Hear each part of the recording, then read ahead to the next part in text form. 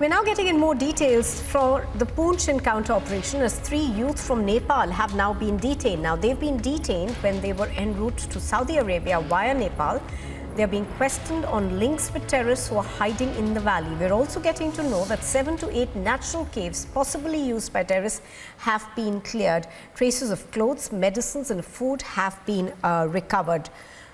I'm going to try and go across to Gursimran on the phone line. Gursimran, good morning. Gursimran, this is the 16th day running of what has perhaps been one of the longest operations against terrorists that we have seen in the valley. Gursimran, good morning. Give us more details of what you are learning about what's happening there right now. As I was earlier saying, this is perhaps the longest running operation that we've seen in the valley, for quite some time now.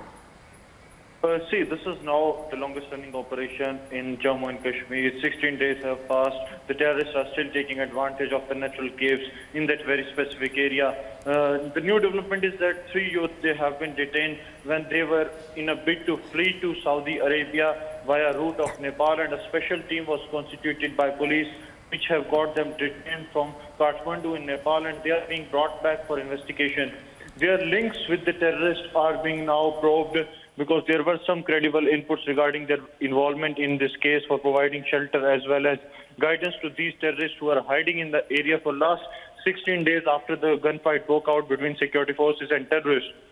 Apart from that, during yesterday's coordinate search operation as well as combing operation, security destroyed and cleared 7 to 8 natural caves which were possibly used by the terrorists, and they have also recovered traces of food, clothes and some ammunition, which hints that the terrorists have used these natural caves for hiding from the security forces in the time of these 68 days. Right, Gursimran joining us on the phone line. Thank you for that update. And earlier, Gursimran sent us this report. The ongoing counter-terror operation in Poonch Bhata Durian, Indian Army has once again pushed choppers into the service. I'll request Sajeevan to focus on the chopper that are conducting the aerial recce. This is one of the longest running operation in the past 2 to 3 decades of the counter-terrorism in Jammu and Kashmir, and now the whole area is being searched by the choppers of the Indian Army. They are carrying out the aerial recce of the area, and this is really very important, keeping in view the strategy that is being adopted by the terrorists, that they are continuously changing their location. They are tactically targeting the security forces, and yesterday we saw when the terrorist Zia Mustafa, who was in Kot Balwal jail of Jammu, was brought in here.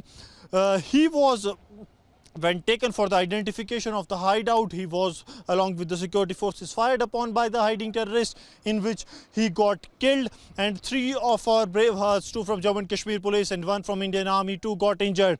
And keeping that in view, and the 9 casualties that Indian Army has suffered in this last longing operation that has entered day 15 today, Republic is reporting non-stop from on ground, and the search operations, the aerial recce of the area is being conducted now with the help of choppers by Indian Army, so that the operation can be expedited at an earlier stage.